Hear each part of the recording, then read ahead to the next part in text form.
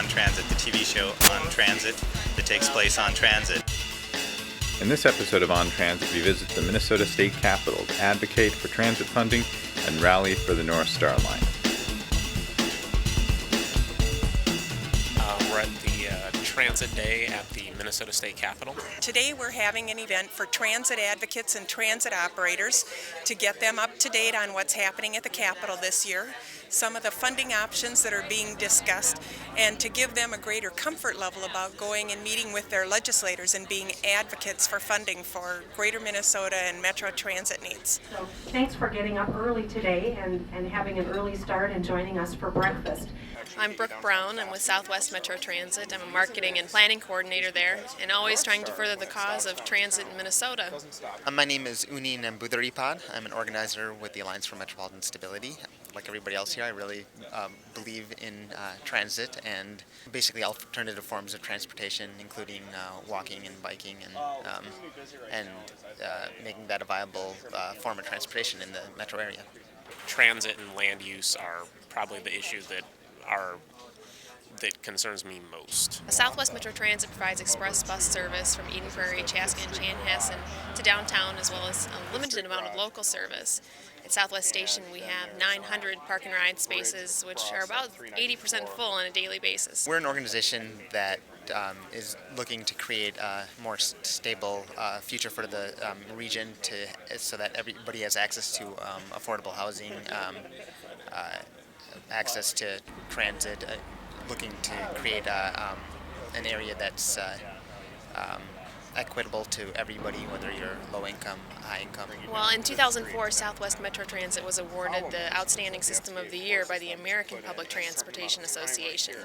Southwest Station played a part in that our community awareness is off the charts at 97%, and that our riders are overwhelmingly pleased with the service we are able to provide. What we need to do is talk about transit less as a service and more as a product. If we position it as competitive or a better product than the car, it's going to attract ridership, it's going to attract votes, and it's going to attract spending in capital bonding year. Well, it plays a large part in congestion mitigation for the Twin Cities in general. Every one of our buses seats 57 people, so that's 57 cars we're pulling off the road for the folks who may not be traveling by bus. In the morning, we see buses departing every 5 to 10 minutes from the station, so you can do the math. It takes a lot of cars off the road.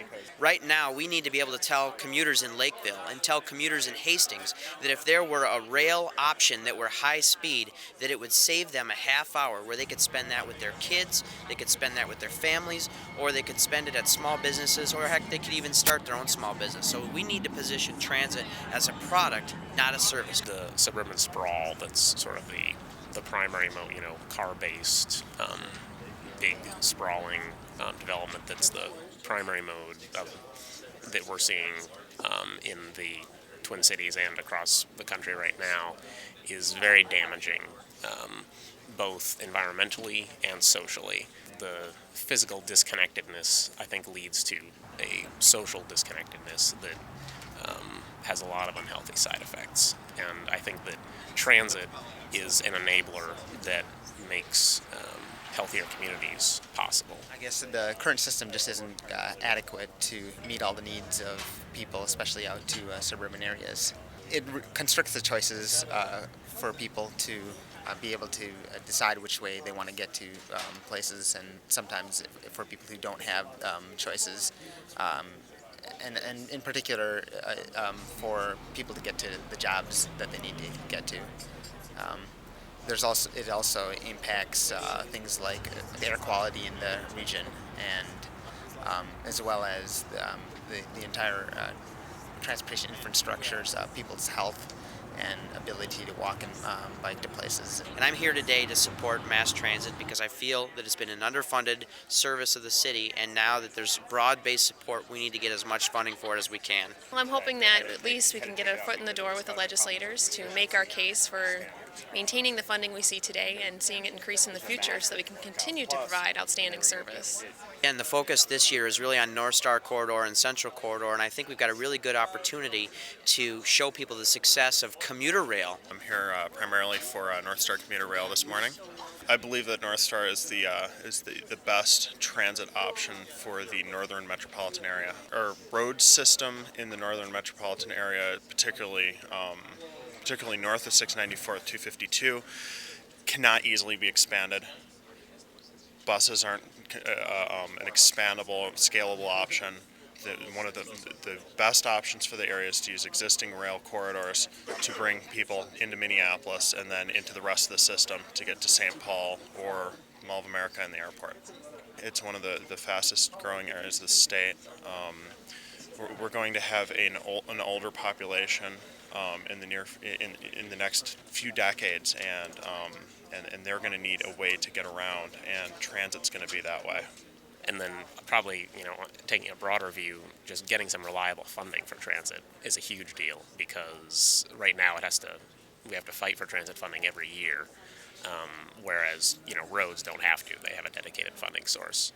And, we've seen, I think, 4 transit funding cuts in the last 5 years, and that's not sustainable if we want to have a healthy transit system. People are working together this year, and I think the transit advocates this year have really stepped up to the plate compared to past years in terms of working together to have a separate, dedicated, secure source of funding so we can not only protect our current transit, but also to enhance our systems. We're way overdue. We're falling behind in our metro area and in greater Minnesota. Now we have total needs statewide to meet 100% of our needs. The numbers keep getting higher because we've gone for 5 years without an increase. We've had cuts while there have been increases in road funding. So we're in a situation right now where if we want to meet the transit needs of the metropolitan area, we need $300 million a year between now and 2020. And in greater Minnesota, we need another $62 million a year between now and 2020. Well, we're losing millions of dollars of economic opportunity. We all know that here in the metropolitan area, just because we can't get goods and services from point A to point B. We can't get people from point A to point B. I know a lot of folks that work in St. Paul, and they may live out in Minnetonka, and they lose an hour going home every night that they could be, sitting with their kids and reading their English books or whatever, or their math books. What does it cost us in time? What is our time worth? Is it worth 10 cents a gallon? Is it worth paying a little more when you go fill up, or when you go to get your new tabs? Is it worth more? I think it is. That over the last 5 years, we have seen transit funding cuts, and we've seen services reduce, we've seen fares increase, and people's needs are not only not being met, but those needs and those services have been diminished. So instead of meeting the goals of the 2020 plans that MnDOT had established and that the metropolitan area had established, we just keep pushing those out. That means the cost for implementing good transit service statewide is increasing. There are a number of indications that we are turning the corner, that there is beginning to be a broad understanding in the legislature about the need to have balanced investment, to provide transportation choices for this region. It's hard for legislators often to think 20 years out, but when we invest in this new mode of transportation, you have to think that far out. You have to think about 1 million more people in this region. I think the stars are aligned. Some good things are happening. As paltry as the governor's proposal is, at least there's an acknowledgement that we need to have some ongoing stable funding for transit. What I would like to happen is to have no less than 20% of the total money dedicated towards transit. I'd like to see a number higher than that, but I'm really not willing to go below 20%. This year there's been a concerted effort for transit advocates to work together. And the Minnesota Public Transit Association is just one of those groups. In addition to MIPTA, we have the Amalgamated Transit Union, Minnesotans for an Energy Efficient Economy, which is ME3, Isaiah League, Transit for Livable Communities, the Minnesota Center for Environmental Advocacy, the Sierra Club, and the Alliance for Metro Stability. I hope to see some kind of viable proposal that will, meet the needs of the budget of the state as well as bring transit forward. For the first time, in 3 years since I've been on the Transportation Finance Committee in the House, we had a majority vote for the North Star Corridor. This is very, very important. This is partly a result of the politics of the day, partly a result of the last election, but it's going to be close, but I think we're going to get North Star this year, and we need to really have that final push to get it over the top. But we're way, way short of where we need to be on the funding, and particularly for the various transit projects. Going for my personal use of transit, I'd love to see the Central Corridor funded, which is the light rail line between the two downtowns, as you probably know. And I think that would be just a tremendous thing for the Twin Cities. The Central Corridor came through the House Transportation Finance Committee as the, not the high priority, but the medium priority. And it did not get 6 votes not to recommend it, which would mean we couldn't consider it later. I'm not giving up that it's not going to be in the House bill. I think there is a very good chance that the Central Corridor could be in the House bill. That shows how when you have an issue like this where you're trying to turn the corner, patience and tenacity is necessary. It's going to be a Herculean effort, and I would hope that the folks in this room continue to contact your House members. Some of us who have been transit supporters, because we have been unwilling in the past to pass a revenue stream that only solves the road problem, have been accused of being anti-roads. What we are for is a balanced system, and we know if we solve that one problem before we solve the transit revenue stream, it's just going to be harder. Doing it together is so essential. People think, cancer, heart attack, all this. No. Automobile accidents kills more people than anything. It's the leading cause of injury and death in the workplace. I mean, let's get serious about this. And how are we going to curb those deaths? So I bought my first car about 3 months ago, and prior to that I hadn't owned a car for 25 years. So I took the bus, and I saved probably about $6,000 a year in annual expense that I've now contributed to my retirement planning rather than spending it on cars. That's one benefit. Another benefit of transit, once again, is that you engage with people. You see your neighbors. You can talk to Fred down the street or Jamal down the block, and you begin to build relationships where other things happen in terms of new business creation, new relationships that begin. So transit is part of the quality of life that we enjoy here in Minneapolis, St. Paul. You can listen to some of this happy talk that comes out of a couple of these people's mouths, like Maddie Ryder. We need a second beltway. Every place that's built a second beltway has worse congestion than we do. Atlanta is a perfect example. Of course, they're the only one in the nation. They're the only metropolitan area in the nation that has a faster rate of growth in their congestion. But they have more lane miles than we do, and their congestion is worse. Chicago has less lane miles than we do, and their congestion is not as bad. But they got a great transit system. So I don't know, does transit help relieve some of the congestion on the roads? Well, now if you listen to these tax evader league people. What's that guy's name? Strom. That's him. Yeah, if you listen to the David Stroms of the world, they're going to tell you that transit has nothing to do with relieving congestion. And can we relieve congestion? That's a big question. I don't know if we can. But you know what? If we're not willing to try, we'll never know. I would hope that we can at least hold congestion down to the levels where we're at today and offer people some alternatives. People that want to ride the train in from Minnetonka, give them a train to ride in. By God, give them a train. And the more people that have a good experience on light rail or commuter rail or whatever it is, ridership's going to continue to grow. I have helped on a lot of corridors.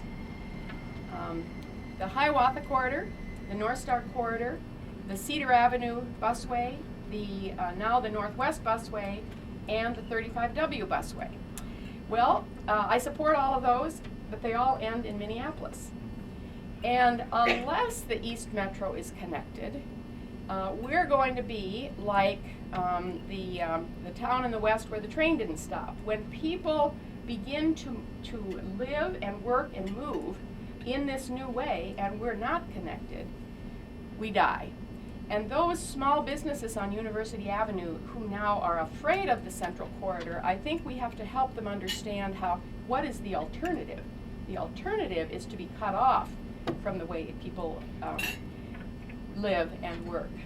If you take a look at what the other places around the world are doing, we have Denver that recently passed a $4.7 billion transit expansion plan. Phoenix voters approved a $15.8 billion package for road and bus improvements. San Diego, when this thing came out in November, San Diego officials are still counting votes on a $14 billion initiative equally split among transit, freeway, and local road projects. And then my favorite, which happens to be something I picked up on the web, is Texas. Always thinking big in Texas. They are offering up and working on a $175 billion project that would cover 4,000 miles of superhighways that would include transit, rail, busways, everything you can imagine in the way of transportation. And we know transit systems are struggling, and it's time that it comes to a halt. We're really pressing hard on legislators to do nothing if it isn't multimodal. That we are tired of being in a position of losing funding, and that it's time to have the dedicated, stable, secure source of funding that we've been talking about for many years. And so we're going to have to find a dedicated source of funding like the roads have. And then, of course, we're going to have to put money into whatever that dedicated source is. Not only for the corridors, whether they're busways or light rail, but the funding for Metro Transit is not nearly enough to overcome the fact that we've had 5 cuts in 4 years. So there's a lot of work to do, but this is a year that I think we can really move forward. The conditions are there, but it is going to take, as Sherry said, my background is in community organizing. It's to really increase our numbers, to get out, talk to as many people as possible, and hold the legislature and the governor accountable for moving forward on transit. So we want to encourage you to continue talking to your legislators all throughout the session. Everyone needs to stay in touch with the governor about all of these issues. He is the governor of all the people, and so everyone needs to be in touch with him. The leaders of the House and the Senate, Speaker Steve Sviggum and Majority Leader Dean Johnson, both rural legislators, both continue to need to be contacted by all of you about your desire for transportation choices, and to be encouraged to hold steadfast in some of these end of session negotiations relative to transportation funding schemes. Those leaders, they are your leaders also. The power they bring to the House and the Senate is yours to shape as well. So that is my encouragement. There is work to be done, there is hope, there is challenge, and there is opportunity to help us get it done at the end of the day. In fact, as transit riders, transit operators, if we could get more legislators to get out and use our services, I think we'd have a better understanding at the Capitol of what it needs, of what the needs are statewide. Today, well, hopefully we'll have a strong showing in the morning, the rally this morning, and then otherwise the hope is that this ensures that within the next 2 to 3 weeks that something positive happens for North Star Commuter Rail. What do we want? When do we want it? What do we want? When do we want it? Now. Very good, thank you. My name is Jim Thomas. I'm a retired electrician from Local 292 IBEW, and I've been supporting of the Hiawatha Light Rail way back 7 years before our former governor was in, and I feel it's very necessary for the growth of the city to help the transportation get out of the mid-city and out to the areas where the people are living. I'm here every year, almost once a week, to talk about North Star Corridor, talk about expanding the St. Cloud Airport and investing in roads on I-94 and 10. we really should look forward to the North Corridor and also the corridor going to downtown St. Paul. I'm down here to support light rail transit and commuter system in order to help hopefully free up some of the traffic on the road. And I have relatives that live up in Big Lake, up towards St. Cloud. I would like to see the University line connect St. Paul with Minneapolis. It seems kind of unusual that the state capitol building doesn't want to have a rail that would at least bring some of the people down here to help them out. I usually speak in bus depots, so this is a tremendous honor. The acoustics of bus depots are very similar. We can't build enough roads in the metropolitan area to build ourselves out of congestion. It's impossible, and if people tell you we can, look them in the eye and tell them they're wrong. We need transit and roads to fix the problems in Minneapolis and St. Paul. People talk for a long time about the road, the train to nowhere. Well, let me tell you what. You know, I hate to tell you that I told you so to those folks, but I told you so. It's a success, an overwhelming success.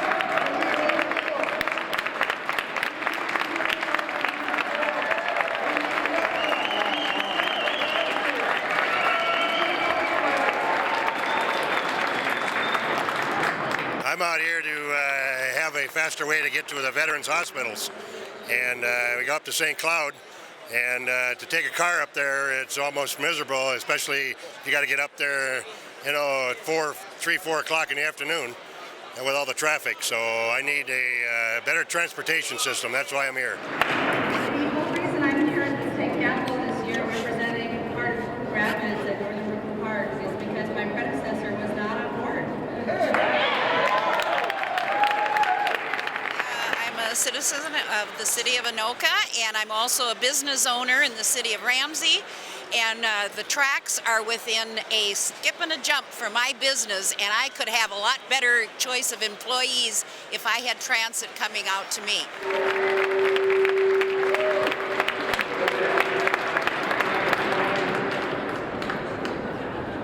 That's a normal part of my life. When I either touch something or say something, things start kind of, the metropolitan area, we don't do something with transit and light rail and North Star.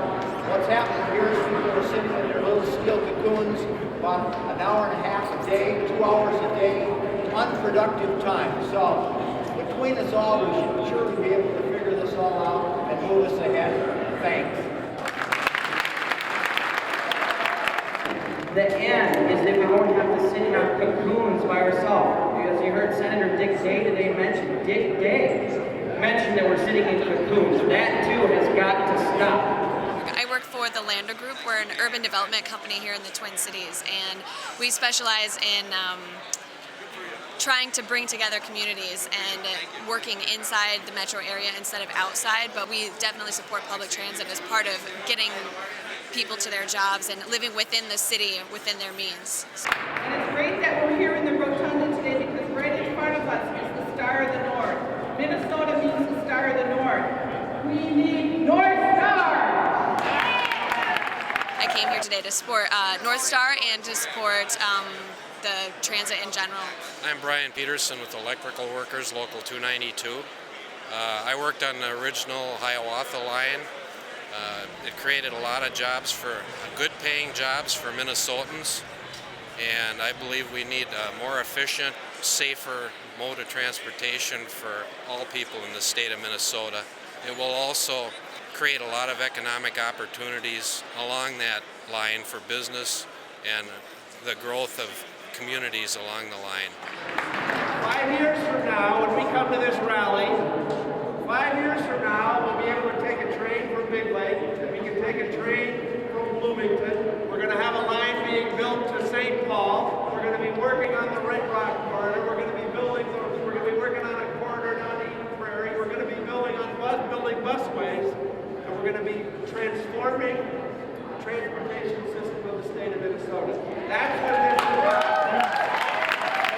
We want the Red Rock corridor in 2005. Let's hear it.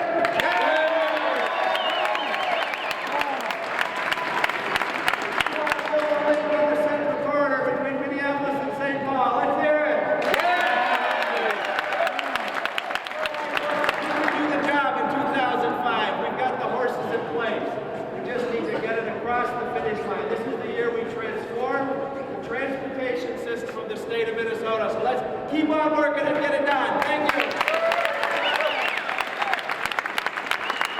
Well, I live in Anoka, Minnesota, and I have experienced the traffic tie-ups on Highway 10 getting worse and worse and worse, and there's just no question. We have to start to diversify our transportation system in the state of Minnesota, not just on the North Star line. The speakers were right. This is only one step. Now we've got to connect with St. Paul. Now we've got to get down to Eden Prairie. Now we've got to get down to Hastings.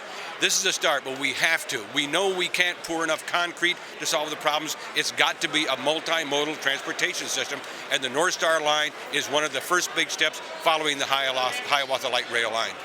All of us are taking too much time away from our families, too much time away from our jobs, too much time from our communities. We need to get this done now. I fortunately am old enough to have ridden on one of the last streetcars before they took them out of St. Paul. And I think that was one of the biggest mistakes that they made. 50 years ago, we had the best transit system in the country. What happened to it? So, talk to your legislators. Join Transit for those local communities because there's a lot of work to do. It's not about this one project. It's about changing transportation for the Twin Cities, creating jobs for the folks that build it, the folks that ride it, and for those that say it's a train to Minneapolis, I beg to differ. When we get that train built to St. Cloud, I'm going up there to the St. Cloud State University of Minnesota hockey game. I'm going up there to go to my cabin. I'm going up there to go visit. I'm going up there to create opportunities. This is about the state of Minnesota. Get her done. It was well attended by a broad perspective of business and labor and government, and we just sensed this year, finally, there's a lot of support in the legislature, and we think we're going to get it this year. Call your legislator, write them, visit them. That's the important thing, is to get their awareness that this is really a big issue for the people of Minnesota. We just want to thank you very, very much for your support, and let's get this train running. Thank you.